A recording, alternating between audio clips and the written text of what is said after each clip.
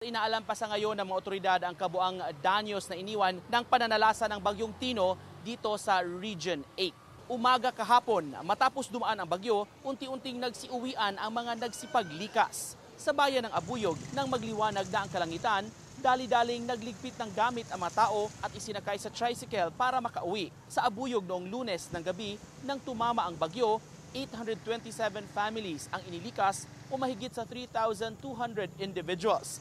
Maraming mga poste ng kuryente ang natumba at nakahambalang sa kalsada. Tig-isang lane pa rin ang magagamit sa bahagi ng National Highway dahil sa mga posteng nakaharang. Sa bayan naman ng Mahaplag, Leyte, problema ang grabing putik sa mga kabahayan sa San Vicente, Barangay Poblacion. Umapaw kasi ang ilog sa lugar kaya binaha ang kabahayan. Sa ilang mababang lugar hanggang bewang ang putik. Sa bayan ng Marabut, Samar, ang ibang pamilya sa kuweba lumikas noong paparating ang bagyo. Kwento ng SK chairperson na si Nico Baldo, nakagawian na ng ilang mga residente na dun sa kuweba papasok at makikisilong. May ibang nagpunta rin sa evacuation centers naman sa bayan pero nakagawian na raw ng iba na doon. 2 gabi na malagi doon ang ilang mga residente, Linggo at Lunes ng gabi. Sa bayan naman ng Giwan sa Eastern Samar, nag-iwan ng pinsala sa mga bahay at infrastruktura ang Bagyong Tino.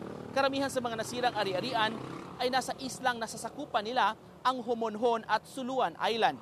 Kahapon nagdeklara ang bayan ng state of calamity para magamit ang nakalaan nilang pondo.